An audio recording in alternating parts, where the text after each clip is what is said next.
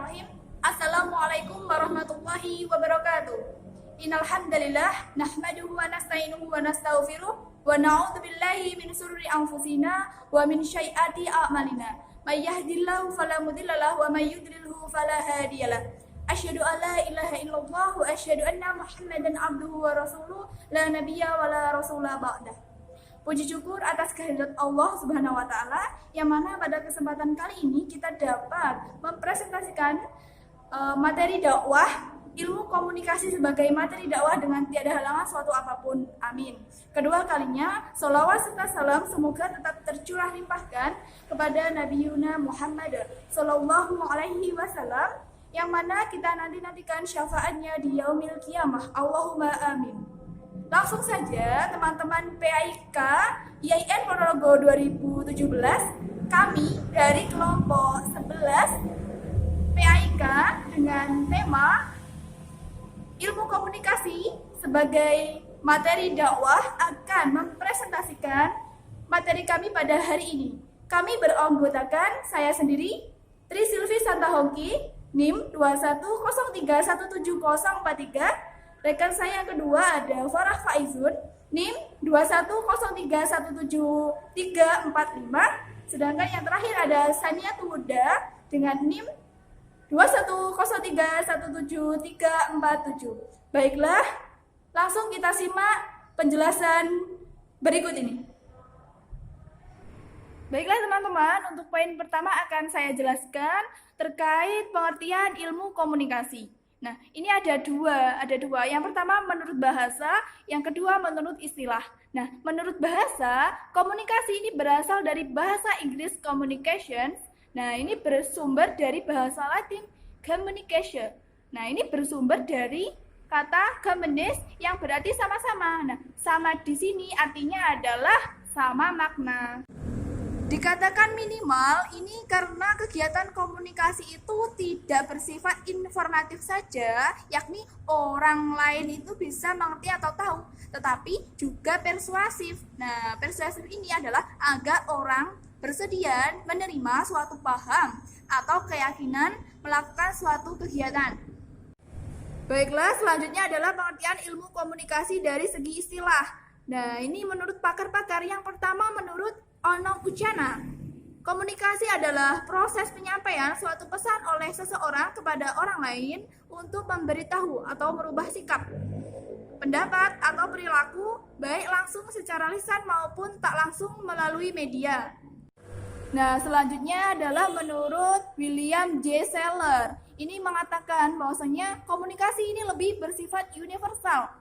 Dia mengatakan bahwa komunikasi adalah proses dengan mana simbol verbal maupun non-verbal ini dikirimkan, diterima, dan diberi arti. Jadi dapat disimpulkan dari pemakalah bahwasanya komunikasi adalah suatu proses di mana seseorang menyampaikan pesannya baik dengan lambang maupun bahasa, dengan isyarat, gambar, simbol, gaya yang antara keduanya sudah mendapat kesamaan makna, sehingga keduanya mengerti apa yang dikomunikasikan, sehingga antar kedua belah pihak itu terjadi komunikasi. Poin kedua atau poin B yaitu cangkupan bahasa dalam ilmu komunikasi. Yang pertama, bahasa verbal. Komunikasi verbal adalah komunikasi yang dilakukan menggunakan simbol-simbol atau kata-kata secara lisan maupun tulisan. Misalnya seperti surat, cerita, majalah, buku, dan lain sebagainya. Penggunaan bahasa verbal memiliki karakteristik yang pertama bersifat internasional. Kemudian pesan komunikasi dikirim secara sengaja dan diterima secara sengaja. Pesan komunikasi verbal memiliki titik awal dan memiliki titik akhir yang pasti. Selanjutnya, komunikasi nonverbal. Nah, pada komunikasi nonverbal ini kita tidak menggunakan komunikasi dengan lisan maupun dengan tulisan, melainkan menggunakan gerak tubuh, kontak mata, mimik muka, serta menggunakan gerakan pada anggota badan kita. Komunikasi nonverbal juga bisa dikatakan dengan komunikasi tanpa menggunakan kata-kata, melainkan hanya menggunakan isyarat saja. Yang poin ketiga yaitu pendapat tokoh tentang unsur penting dalam komunikasi. Menurut William J. Seller ada 8 unsur. Yang pertama, unsur lingkungan, yang kedua, encoding dan decoding, kemudian pesan, sumber penelitian, kompetensi komunikasi, feedback, gangguan, dan saluran. Selanjutnya yaitu penggunaan ilmu komunikasi sebagai materi dakwah, yaitu ada 2, yaitu penggunaan bahasa verbal dan yang kedua yaitu penggunaan bahasa nonverbal. Penggunaan bahasa verbal sendiri harus memiliki 2 fungsi agar dia itu berhasil. Yang pertama yaitu mengenal dunia di sekitar kita, yaitu hal-hal yang menarik minat kita. Dan yang kedua yaitu berhubungan dengan orang lain. Contohnya seperti bahasa yang kita gunakan untuk bergaul dengan teman-teman, dengan guru dan yang lain sebagainya. Ada 2 unsur yang penting dalam komunikasi verbal. Yang pertama yaitu unsur bahasa. Bahasa adalah suatu sistem lambang yang memungkinkan orang berbagi makna. Dan yang kedua yaitu keterbatasan bahasa, yaitu keterbatasan jumlah kata yang tersedia untuk mewakili suatu objek tertentu. Kedua yaitu penggunaan bahasa nonverbal.